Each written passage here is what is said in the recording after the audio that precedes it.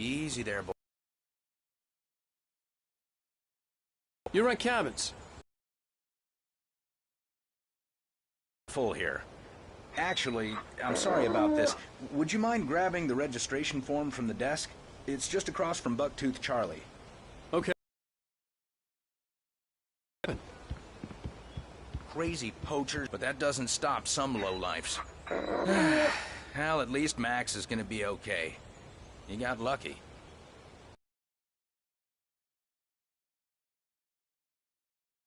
I'm alone just yet. The form's on the desk across from the mammoth skeleton.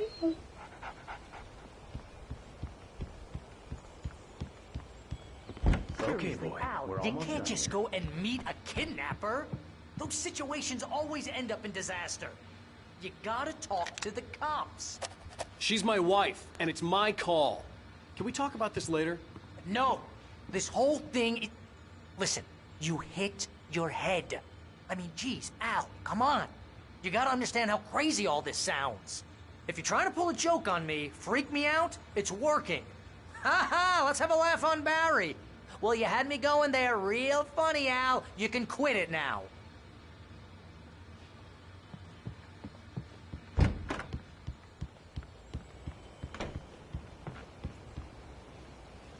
I think this is the form you wanted. And here are the keys. Okay, you're all set, Mr. Wake. Glad to have you staying here. Thanks. Can you tell me how to get to Lover's Peak? Oh, sure. It's at the end of the nature trail. Just follow the paths, you'll get to it eventually. It's an easy walk. Nice spot, too. If you have any trouble finding it, just keep your eyes on the radio mast. It's right below that.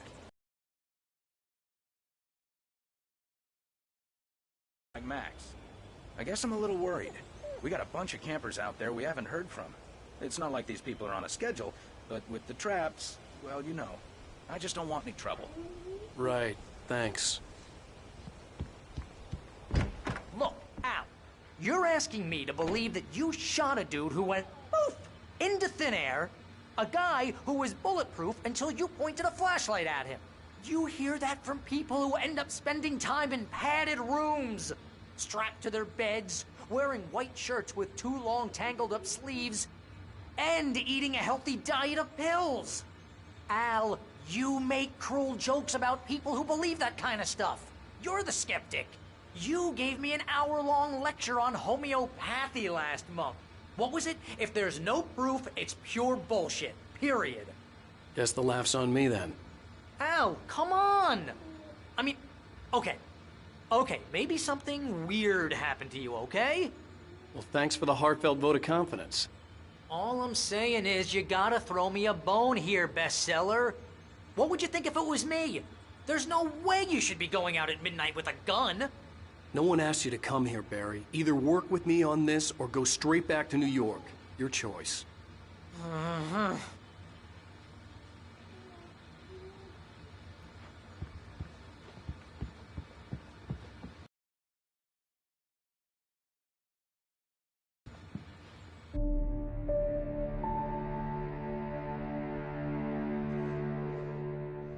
That's just crazy talk, Al.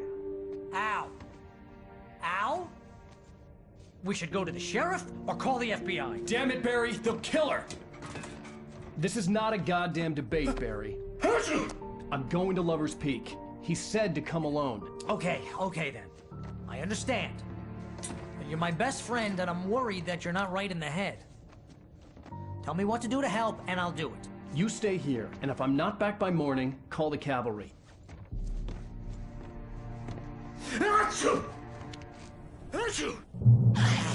Just be careful with the natives, Al. These yokels are dangerous. Everybody hates a tourist, or it'll be Deliverance all over again. Bless you. Oh, this place is trying to kill me. I'll bet there's mold in here, spores, poison ivy, God knows what. This is so not worth a 15% commission.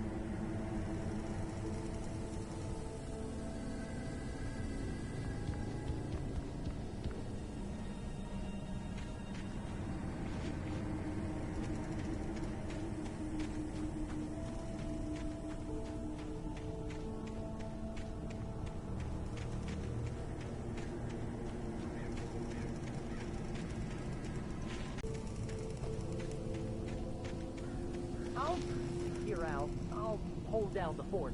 I'll be with you in spirit every step of the way, Al. What to do? But he knew Alan loved her with an almost frightening intensity. And now something had happened to Alice. And here was Al armed with a gun and saying things people got put in padded cells for. It was as if his friend had experienced a massive psychotic episode and was now totally disconnected from reality. It scared the shit out of Barry.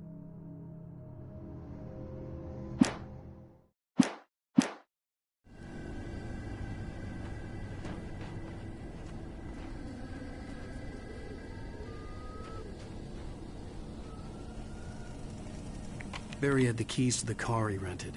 Wasn't a long walk to the visitor center, and it wouldn't be any use to me in the forest.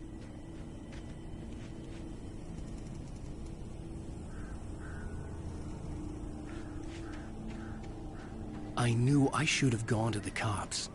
This wasn't the smartest thing I'd ever done, but I was still angry with Barry for trying to talk me out of it. These people had called me right in the sheriff's station. The cops wouldn't scare them, and they had Alice.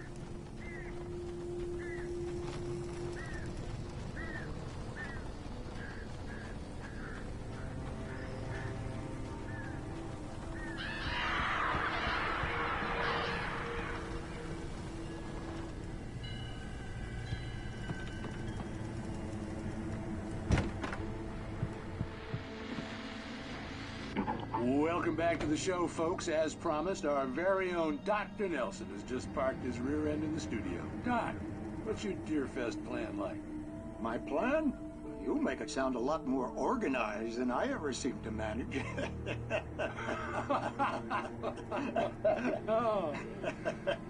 No plan, really. Just taking the atmosphere. I'm getting a little too rickety to do much more than that, you know.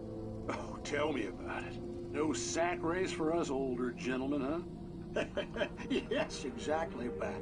But I'm going to check out the parade, of course. And I'll be one of the pie contest judges, too. Well, that takes a different kind of constitution. Oh, yeah. It's my kind of exercise. Now, Doc, seriously, you're in pretty good shape, though. You're the outdoors type. I know for a fact you're an avid fisherman. That's right. Matter of fact, just caught a heck of a largemouth bass early this morning. But you're not taking part in the fishing contest? No, not this year. See, Pat, I'm just not that competitive anymore. Now I just like to take my time and enjoy the peace of it. It's no fun if I need to worry about what I'm catching, you know? Well, considering your track record, the participants are probably pretty happy you feel that way. Well, Pat, that's kind of you to say.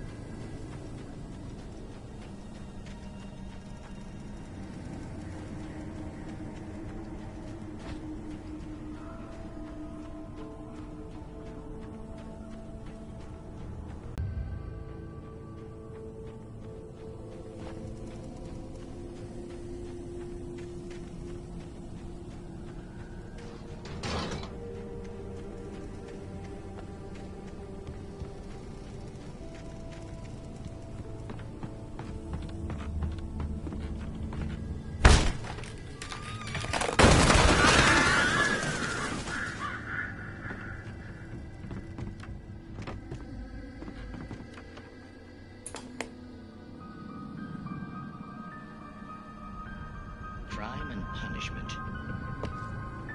The cancer and cure of civilization. But some crimes are impossible to punish, especially in Night Springs. Tonight's episode, The Man in the Mirror.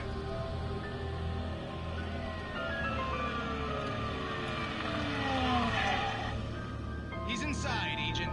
He's a weird one. So, you're confessing to killing that guy, huh? Why? Alex coming? Yeah, but why would you do that?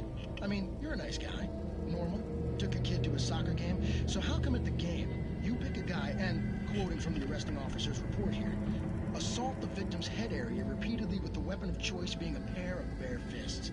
Wow, that sentence really flows, huh? Maybe you're not the literary type.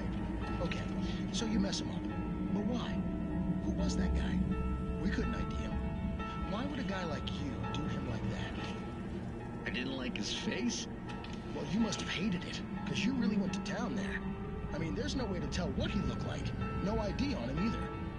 That must be difficult. But then we ran the fingerprints. Got a match. Your prints. Identical.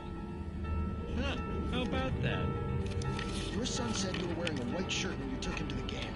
The white shirt is on the dead guy. It's plenty red now. You won't get away with this. Do you really think that's in any way relevant to me? I had plenty of time to talk to my boy before the cops arrived, you know?